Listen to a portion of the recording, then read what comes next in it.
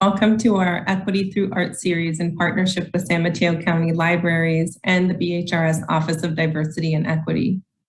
We appreciate all of you being here. My name is Shireen Malik Abzali, she, her pronouns, and I'm the Chief Equity Officer with the County of San Mateo. As part of our commitment to equity, we created this series to focus on race in San Mateo County through the lens of art. Through this series, we'll hear from BIPOC communities, Black, Indigenous, people of color communities about their history and experiences living in the county. Understanding the history and lived experiences will help us better understand why we are here today, a county that has deep inequities by race, ethnicity. We hope you can join us for all the sessions as we each will highlight the story of a different community. If you miss any of the events, you will be able to find them at smcl.org. Thank you. Hello, everyone, and thank you for joining us tonight for our second program in our Equity Through Art series, Silent No More, A History of Anti-Asian Discrimination with Cathy Quon. Tonight, Cathy will be sharing her art process and will walk us through her exhibit and art before answering questions from you. Cathy's exhibit, Silent No More, will be on display at the Foster City Library now through October 30th.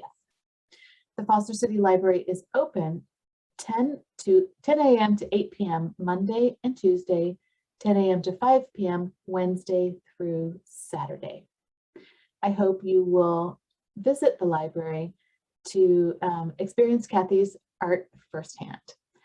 Cathy Quon is a second-generation Chinese American and has lived in the San Francisco Bay Area for most of her life. She is a graduate of UC Berkeley and the University of San Francisco. After retiring from her management consulting career, Cathy spends most of her time with her mixed media art. Right now, everyone is currently muted, so please post your questions for Cathy in the chat. For those who'd like to access live closed captions for this event, click on the CC icon in your Zoom toolbar, then show subtitle. If you have any technical issues, please ask for assistance in the chat, and one of us will reach out to you. Welcome, Cathy. Thanks for joining us tonight. Great. Hi, everyone. I am Cathy Quon. I'm going to start sharing my screen with everyone.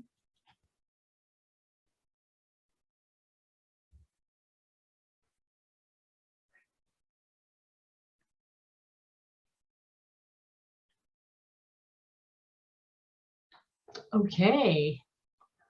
Before I get started, I just want to say, go Giants, beat the Dodgers. Welcome, everyone. I'm going to briefly tell you a little bit about myself and then start talking about my art process and then some pieces in the exhibit. So just a little bit about me. I've always loved painting, always loved art. In middle school, I realized that you can't make a lot of money doing artwork. So as Jenna mentioned, I became a management consultant, did that for a lot of years, retired in September 2020, and now I have a lot more time to do my artwork.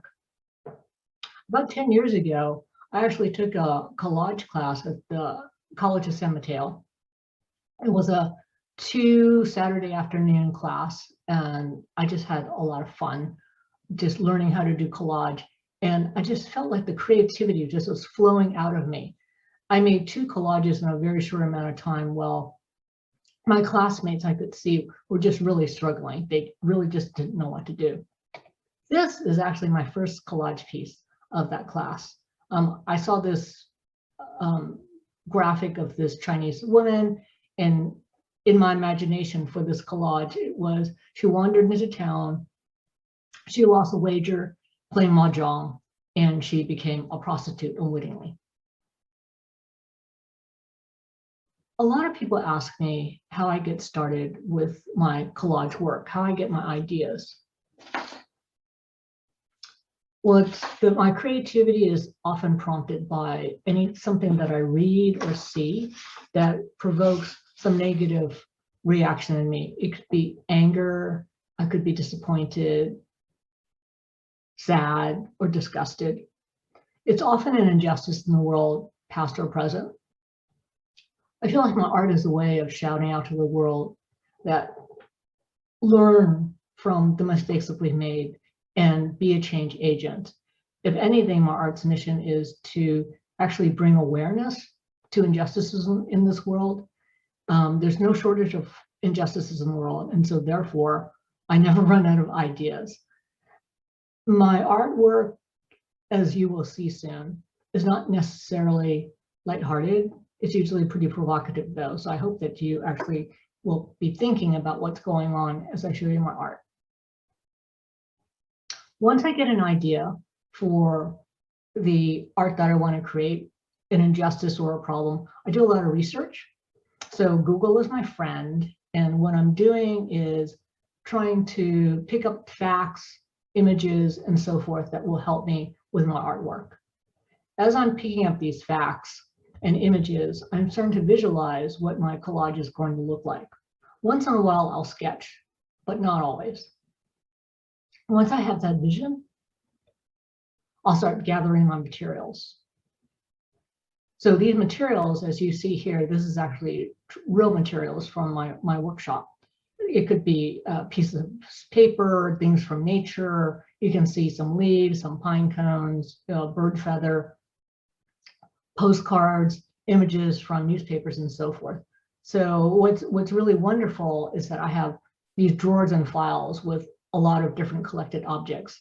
And as I'm rummaging through to create my artwork, I'll find things that I hadn't thought of. And so it's a very fluid type process. Naturally, I'm not a collector. I like to actually throw things away. But once I got into collage, I realized that I had to become a little bit more of a collector, although my collection is actually pretty neat. Once I've gathered my materials, I actually start creating. The creation is actually pretty quick. And what I found over time is that I actually have to slow myself down so that I produce the quality of the artwork that I actually want. The materials that I use in my collages are fairly straightforward: paints, some glue material, brushes, and X-Acto knife is my friend because I do a lot of cutting, pencils and pens.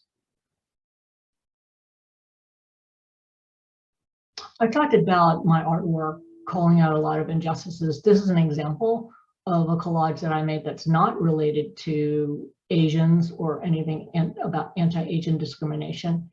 I took a poster from a letterpress shop in San Francisco, and that poster is "Nobody is illegal on stolen land." And it's all about the Native Americans, how as soon as the Europeans came over to America, Indians have been just downtrodden. They've been heaped, there's injustices heaped upon them in the past and into present day. And so what I did here was I researched the 574 names of tribes that are recognized in the United States, and they're all pasted in the background. And then here are also some faces of 4 really famous Indian chiefs. I just want to give you this as an example of art that I do. Now moving on to my actual exhibit, which is Silent No More. I'm not going to go through all 14 art pieces because I think that is a little bit much, but I've picked out about 8 of them.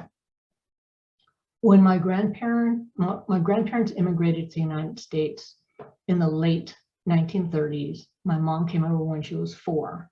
So I think that technically makes me a 1.5 generation Chinese American because my father was actually born here.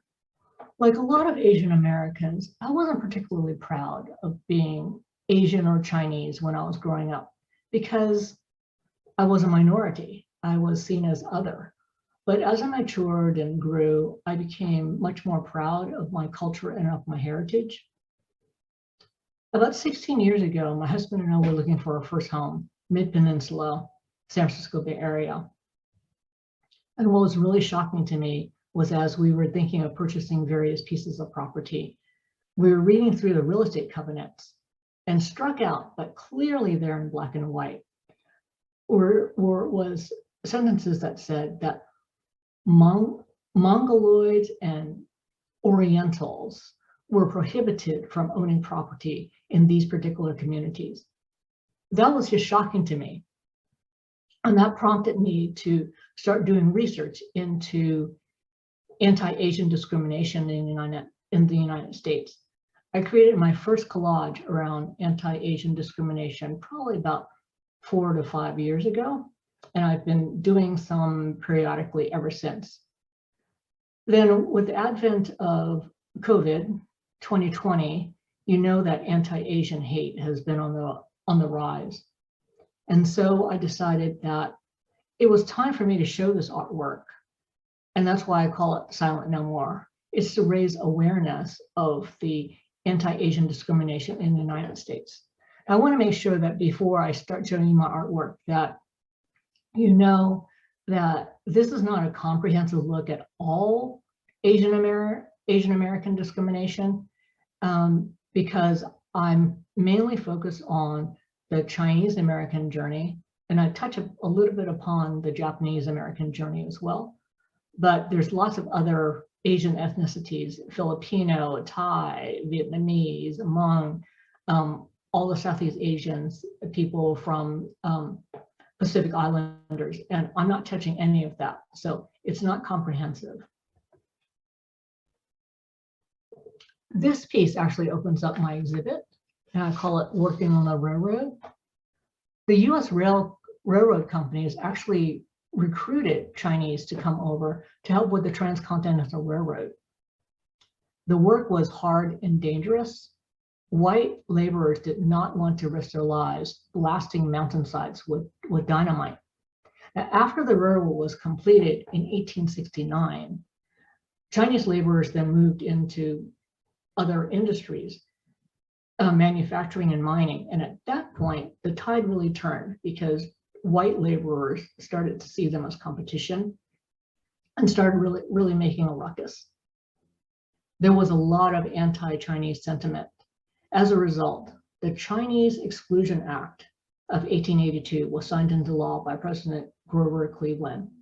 That act prohibited all immigration of Chinese laborers and made them ineligible for naturalization. It was the first and remains the only law implemented to prevent all members from a specific ethnicity to immigrate to the United States.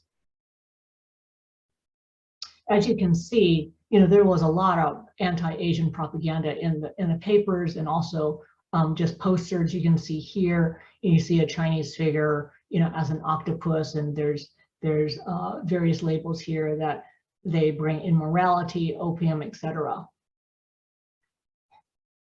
What I find really interesting is that this is a pretty well-known photo taken at the conclusion of, or completion, I should say, of the Transcontinental Railroad. And this is a photo taken on May 10th, 1869. There's not a single Chinese face in this photo, when in fact, over 11,000 Chinese laborers worked on the railroad, with 100 of them dying. It's as if the Chinese didn't exist, which I just think is so sad. As I started delving more into the history of anti-Asian discrimination, I found that there were actually a number of lawsuits that were around the Chinese Exclusion Act. This is a really important one.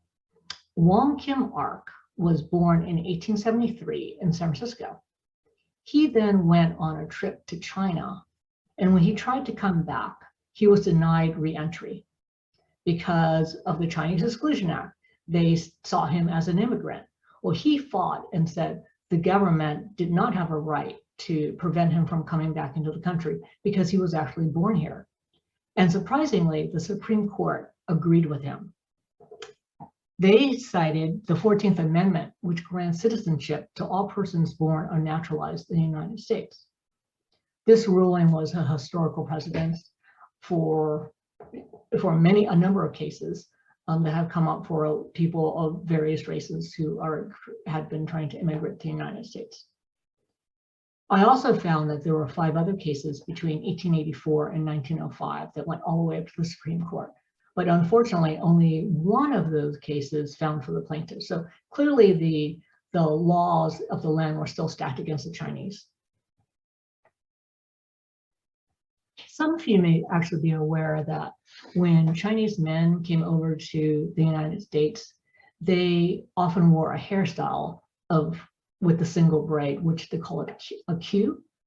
The queue was in deference to the Manchurian rulers of the Qing dynasty of the 1600s. And I include this here because I think a queue is emblematic of a Chinese man.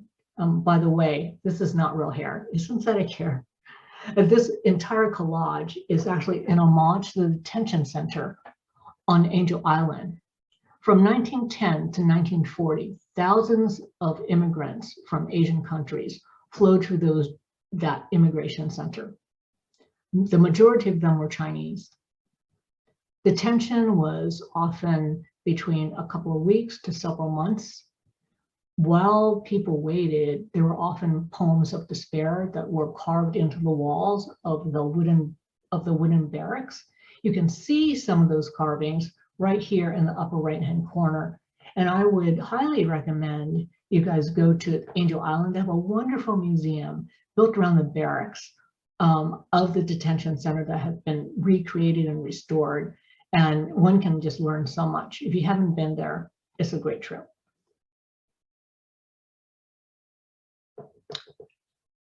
I don't know how many of you have heard of the term paper son, but as a way to circumvent the Chinese Exclusion Act of 1882, Chinese male immigrants tried to buy their way into the United States by purchasing false identities. They had to then fake being the sons of someone from an exempt class or sons of someone who was actually born in the United States. Once they purchased that, they went through a really rigorous process to remember all these different facts about their fake family, because they knew that the immigration officers were going to ask them very detailed questions about the size of the village, where certain things were in the village, where the well was, if there was a dentist. They would have to describe the house that they grew up in. So that false narrative was pretty much a do or die. My grandfather was actually a paper son. His birth last name was Chan. The man who agreed to sponsor him as a fake father, his last name was Liang. Over time, Liang morphed to Liang. So my grandfather was known in the United States as Charles Liang for all the time that he lived here. You can see in this collage that there's a lot of typewritten stuff here. And this is a transcript of my grandmother's interrogation when my mom and she came over to the United States in 1939. I don't know how many of you know this, but these transcripts are actually available to everyone. It's at the National Archives at San Francisco that's located in San Bruno. They have over 200,000 cases from those who have been detained, who had been detained on Angel Island. So that's how we got these transcripts. They were really fascinating to read. And I, again, highly recommend if you have relatives that were detained in Angel Island to actually go to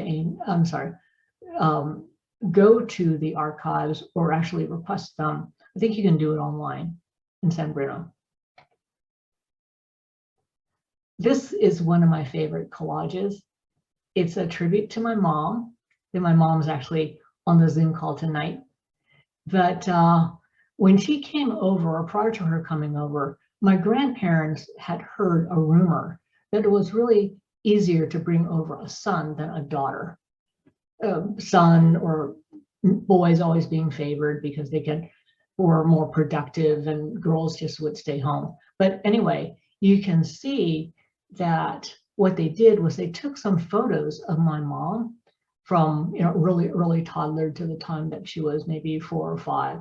They dressed her up as a boy. They had professional photographs taken of her, and they were going to try to pass her off as a boy. For reasons unknown to us, because we never asked when my grandparents were alive, they changed their mind. So when she came over in 1939, she was dressed in girls' clothing. Her facial features were very feminine. So there was a girl standing in front of the immigration officer. And we could see through the interrogation that the immigration officer had those photos of my mother dressed as a boy. And they pointedly asked my grandmother, essentially, what's up with that? And my grandmother, who was always fast thinking on her feet, said that it was because my mom had a lot of male friends in the village and she wanted to just fit in. So she wanted to wear boys' clothing.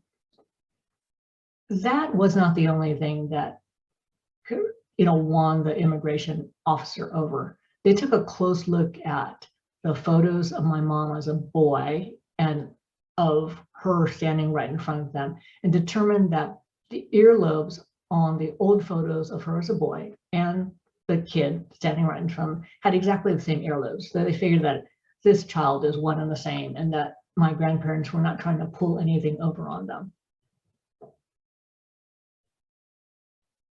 How many of you remember Vincent Chen?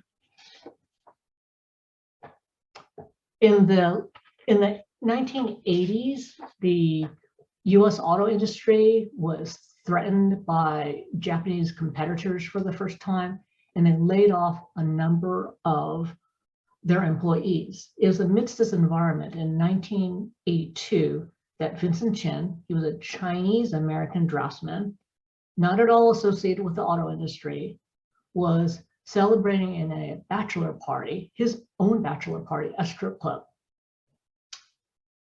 There was an altercation between Vincent and his party and these two men that you see here in the collage, Ronald Eben, who worked for Chrysler, and his stepson, Michael Netz, who was a laid-off auto worker. There was an altercation in the strip club. They sort of ended it. Vincent and his friends left the strip club, but the two men followed them. And Vincent was beaten by a baseball bat and eventually died in a hospital. I think it was about 48 hours afterwards. Both men pleaded guilty to manslaughter, but they were only fined $3,000 each, served only 3 years of probation, and absolutely no jail time. Now that is an injustice.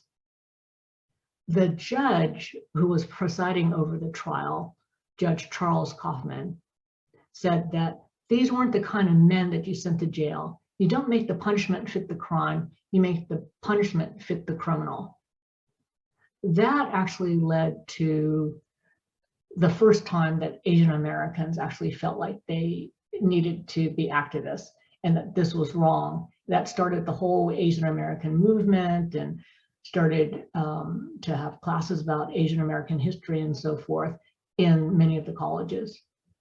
This is a little bit of a grisly collage, I admit. I purposefully sprinkled red paint sort of throughout to just kind of invoke the image of Vincent Chen's blood. This is one of my few collages on the Japanese American experience. Most of you know that Japanese and Japanese Americans living in the United States were relocated and incarcerated in concentration camps throughout the Pacific coast during the World War II. That was from 1942 to 1945. It was Executive Order 9044. And you can actually see in the bottom right-hand corner here, instructions to all persons of Chinese ancestry, exactly what they needed to do. They lost emotional and financial stability. I paint here I painted a sad kabuki face to just kind of invoke the sadness that these folks felt. It was interesting that because of the physical characteristics of the Japanese, they could be easily rounded up and seen as the enemy versus the fact that Germany was also an enemy of the United States, but there was no rounding up of any Germans at all. It was only the Japanese. That, again, is an injustice. After decades of being vilified, when China and the United States became allies in World War II, presto, all of a sudden, the Chinese were seen as wonderful and Japanese were seen as the enemies. So Japanese Americans were seen as perfectly fine. Chinese Americans were seen as the enemy. A number of years ago, I went to the Chinese Historical Society of America, located in San Francisco's Chinatown. They have so many wonderful historical treasures around the Chinese American experience. Something that really caught my eye, though, was a blow up of an article from Life magazine from the World War II era. And it said, how to spot a Chinese from a Jap. And what the authors put together were infuriating to me. Up here in the top left, there's a photo of a Chinese person, and he's described as having a parchment yellow complexion, never having rosy cheeks, and a longer, narrower face.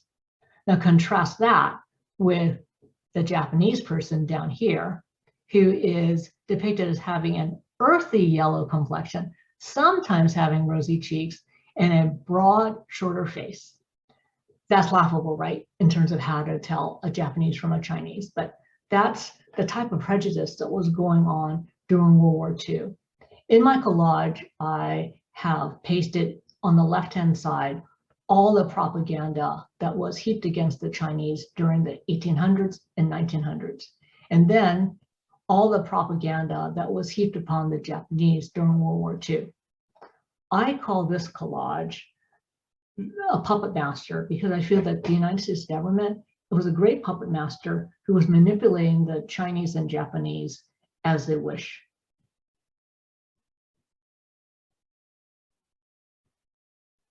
This collage is sort of around the Asian women.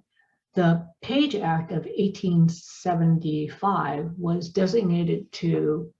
designed to prohibit immigrants that were undesirable from China coming into the United States. Undesirable was defined as Chinese coolie laborers and prostitutes.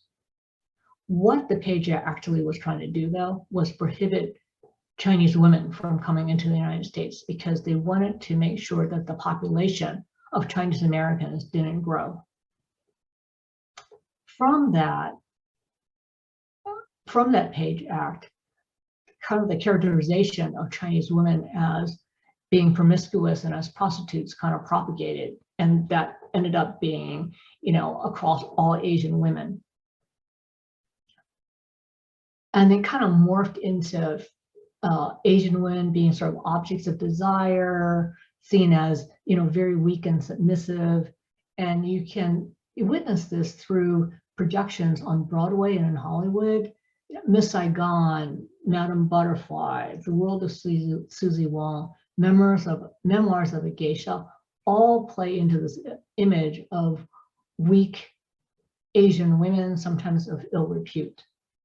It continues to this day. Witness the March 2021 murders of 6 Asian women in the Atlanta massage spa.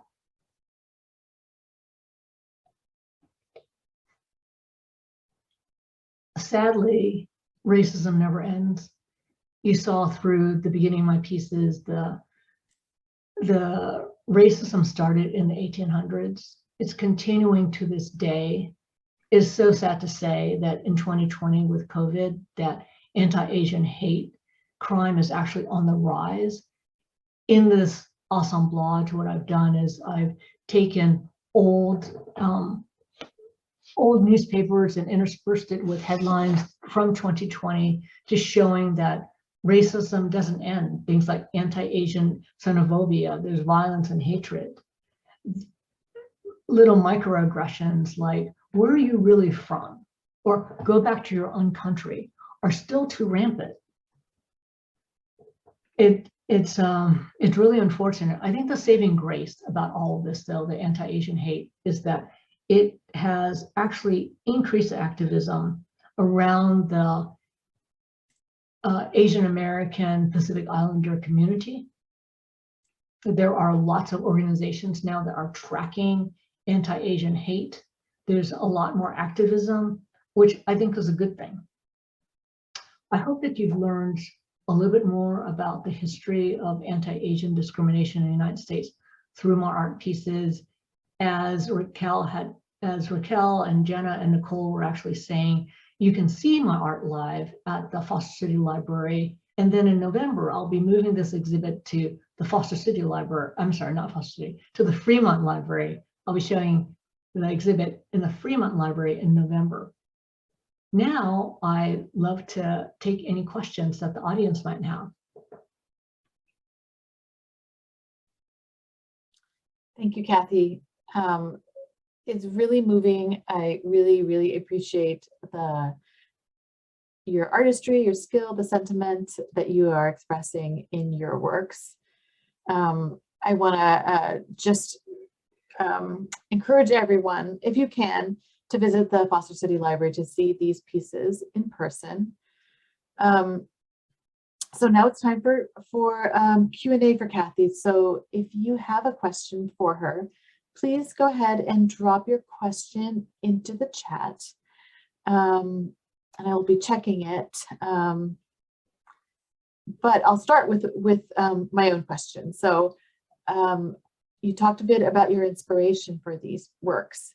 And I am wondering if you are comfortable talking about if you yourself have experienced discrimination as a Chinese woman and how that experience may have informed your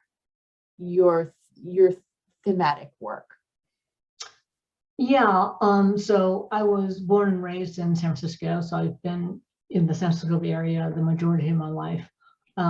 I feel fortunate that because of where I went to school and sort of the community being more liberal, that I personally didn't experience that much discrimination.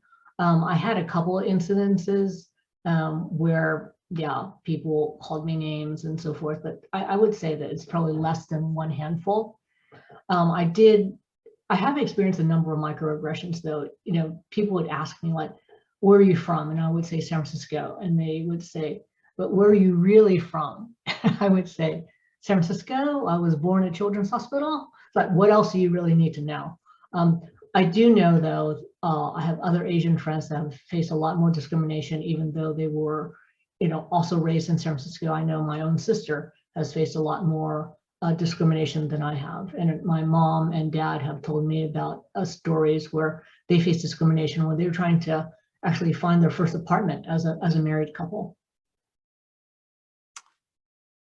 Yeah, yeah, it's still with us, unfortunate, but I feel that your art is able to start a conversation. And I'm wondering if you can share how your pieces have been received. Well, it was first shown at, you know, to the public widely at the Castro Valley Library. And, you know, from one, I had a bit of a reception there, and that was, there were a fair number of people that actually attended. And then the librarian also tells me that people would stop by and were really interested in the pieces and would stop and read the placards and so forth. And, you know, I'm hoping that it just opens people's eyes to the fact that discrimination has been around here for a very long time and it hasn't gone away. And our 45th president just sort of, you know, upped the ante a little bit and contributed in some ways to the anti-Asian sentiment by calling COVID the Asian flu or Chinese flu. So that didn't help at all. We have a question from Steve Hom, who I will just mention is from the Millbrae Anti-Racism Alliance, I think. Steve, I hope I'm getting that right. The question is, it says, love your work. Have you thought about doing anything highlighting AAPI allies of other POC communities? I have not. I mean, I have actually on my website, I have kind of one area, Steve, for AAPI stuff. And then I have one on Native Americans, so indigenous peoples. but I haven't done anything else. Sometimes I'm a little bit wary of like going sort of too much out of what I actually know. As an example, the reason why I focused on the anti-Chinese discrimination is because I am Chinese, and I know other people. I know quite a few other people who are Chinese. If I tried to do too much around, let's say, the Filipino community, I don't know very much about them at all, and so that's the reason why I haven't ventured much into that area. Do you think that's something that you might do in the future, or depends on if the spirit moves you? I think it really kind of depends on if the spirit moves me. You know, again, so much of my art is through, or is inspired by things that I read in the paper. I read a lot of different newspapers and things online, and actually in real physical paper. And so if there were something that sparked my interest, I would do that. I've also done a fair amount of things actually around the African American experience, mainly around slavery, which there's a lot of history behind that, and there's a lot of things that have been written, not so much sort of current day. So the injustices that were started many, many years ago, prior to even the Civil War. Are those, so you have worked on those pieces, are they available for? Yes, let me on just the site? kind of, yeah, I'm just gonna put up, you can see more of my art, which is quite expansive, at cqcreations.net. Okay, wonderful, thank you. We have a question from Judah. Your collage work provides a remarkable visual history reflecting the discrimination in the Asian community. Now that you have tackled this topic, what are you planning for other themes going forward? So touched on a little bit, but maybe you can elaborate. Yeah, I think I will probably continue with, I do have a couple of key themes in my art so far. I have a lot of things around Asian Americans. I have a lot of things around Native Americans, and I have quite a few things around slavery. There's other injustices that sometimes when it pops up, I'll include that. I'll give an example. When there was a lot of there was a lot of upheaval in the Supreme Court, I did a couple of pieces around that. So it's not always kind of, I'll call it race or ethnic related at all. And sometimes my art also is not sociopolitical. I'm about to work on a piece around ballet, just to give my brain a little bit of a break, and something just sort of nice and in some ways just a little bit more lighthearted. So I have collected all my pieces, and it's just a matter of executing at this point. It's just going to be around ballet. You're a fan? I am a fan, but I'm not as much as a fan as I know other people who are great fans of ballet. Well, it sort of anticipated one of the questions that has come in, which is, are you working on new collages currently? So would that be your ballet series? Actually, the latest one that I worked on is around the Taliban overtaking the government in Afghanistan. Oh, tell us more. Say more about that. Yeah, and I showed the Afghanistan women in burqas that were in a cage. So I actually had a bird cage that I antiqued, and I had cut out images of women in burqa, and I put them in the cage because I know that the rights of women are going to be taken away. Well, they're being taken away right now as we speak. Fascinating. Yeah, that sounds like oh yes, my husband was nice enough to actually, can people see this? Yeah, this is a little different from your other work. It's very, yes, it's very, very three-dimensional. It's very three-dimensional. So I have the Taliban, surrounding the bird-cage, and in the bird-cage are women in burqas, and then I have the colors of the Afghanistan flag, which are the black, red, and green. That one is really fascinating. There was a question about asking about the sources from where you were able to collect your amazing treasure trove of pictures, newspaper headlines, articles, etc. And I think you touched on it a little bit, but some of the pieces are clearly aged and authentic. And could you speak a little bit about where you are collecting? Some of them are just antiqued by using tea or coffee. So they're really not old, but they look old because I've antiqued them in a particular way. So like a patina. Yeah, patina. I can grab things off the internet, and with collage artists, one thing that we're, have to be sort of conscious of is, are we then violating copyright laws, by taking other people's work and so forth. So what they've been able to determine, at least loosely, and it usually doesn't go up to like a high court, unless you become like a world famous collage artist, which the majority of people are not, is that if you use someone other piece of work, let's say a photograph from AP or a photograph from the New York Times, and you're using it in a very different way and manipulating it in such a way that it wasn't used in exactly the way it was in the paper, then it's called fair use, and you're able to use it. If I use anybody's sketch, like I have a friend who's an artist, and if I were to include some of her work in my pieces, I would provide her attribution. Or if I use a photograph from one of my friends who's a photographer, I would provide attribution. Do you collect when you're thinking about a piece, or do sometimes the pieces that you collect inspire the artwork?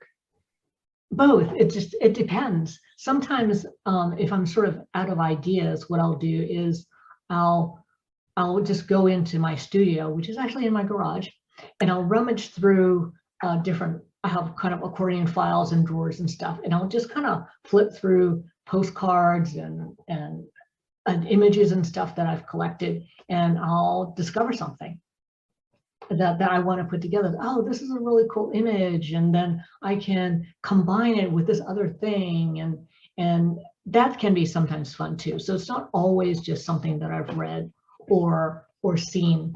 It's sometimes just, you know what, I'm sort of drawing ideas. I think I'll just go into my studio and just kind of rummage through. Get inspiration that way. Mm-hmm. Have organizations like the Chinese Historical Society seen your work?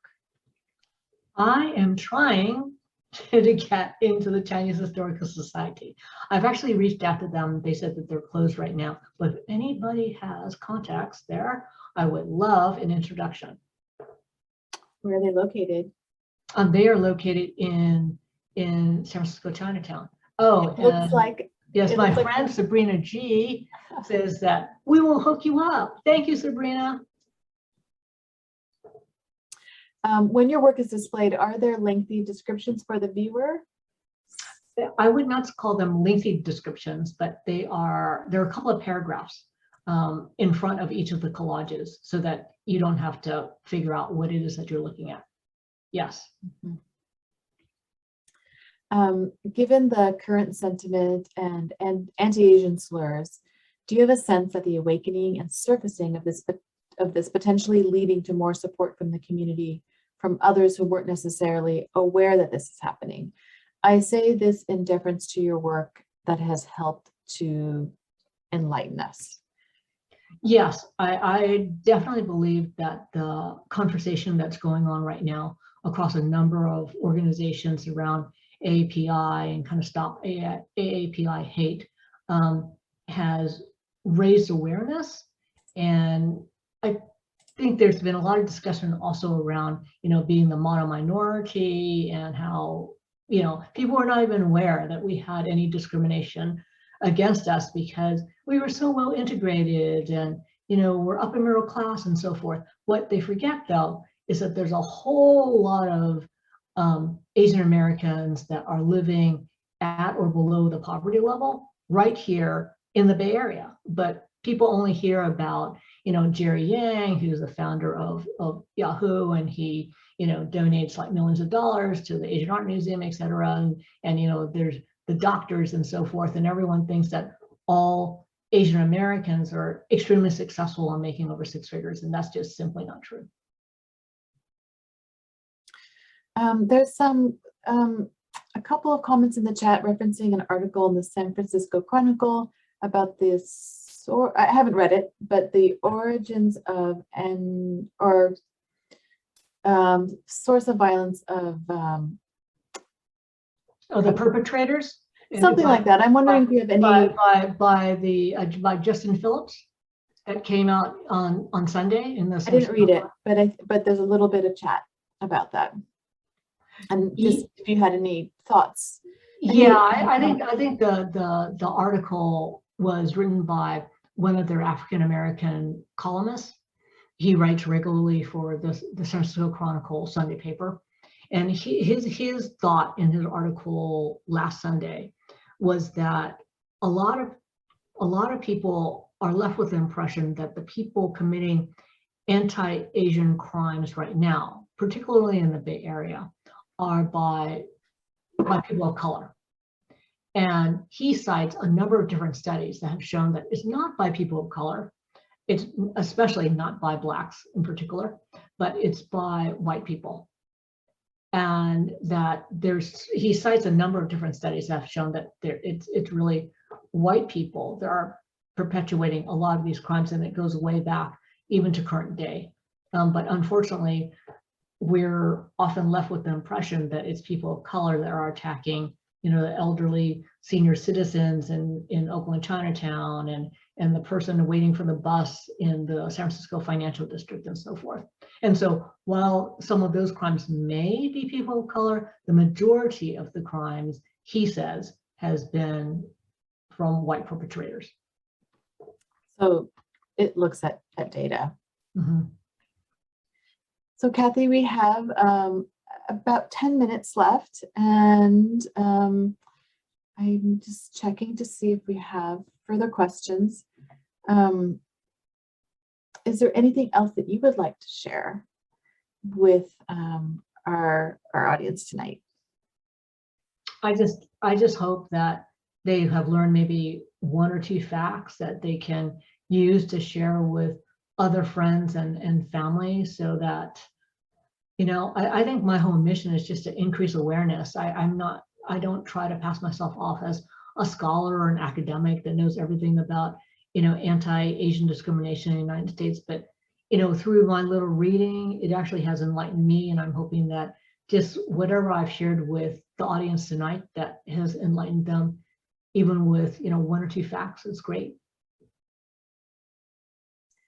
Well, let's see, unless there are further questions, I'm just checking a little bit.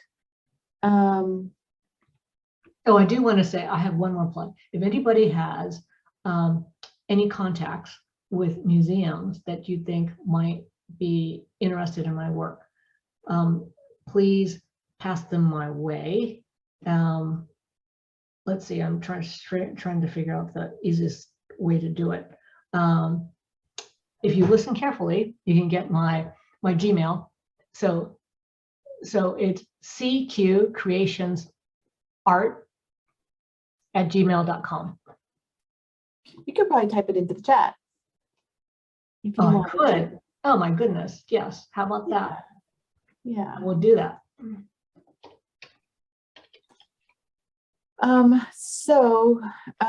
Let's see if there are further questions.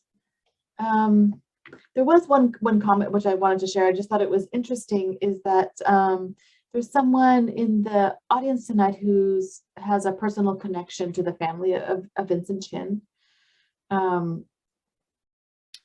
which is fascinating. I remember a documentary called "Who Killed Vincent Chen?"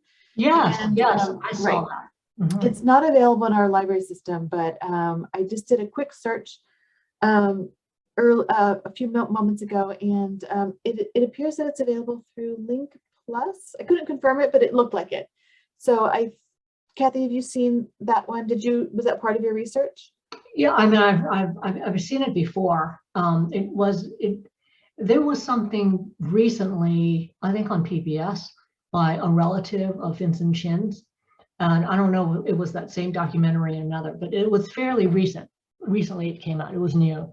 And that inspired me to put together the piece, because I had actually kind of forgotten about all the details around Vincent Chen's murder.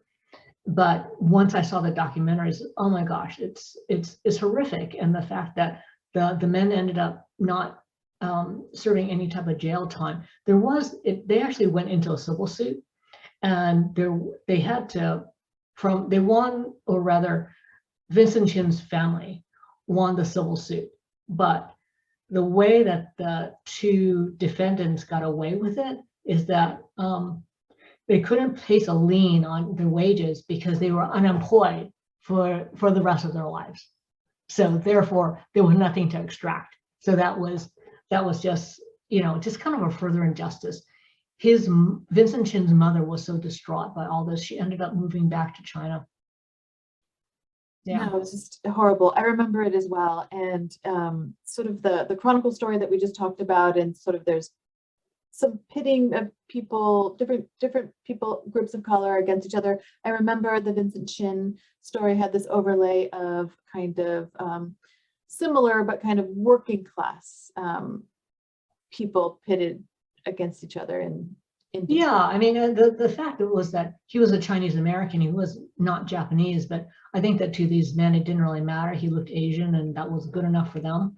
And so he was just kind of a scapegoat for, everything that they were upset about with the, Nissan, et cetera, taking over the American auto industry.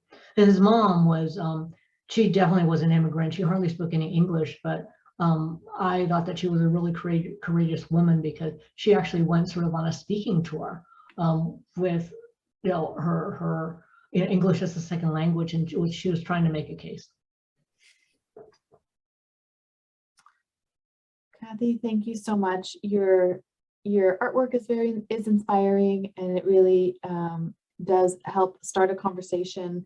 I want to thank you for this work. We want to thank you for being here tonight. For those of you in attendance, we have someone will drop a link in the chat.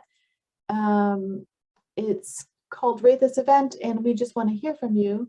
Let us know how we're doing, how we did tonight, and also you can use the chat for any feedback or any words that you want to share with Cathy. Yeah, that'd be great. Thank you so much, everyone. Thank you so much for your time. I really appreciate the opportunity. Thank you, Julie, Nicole, Jenna, Raquel, for allowing me to speak.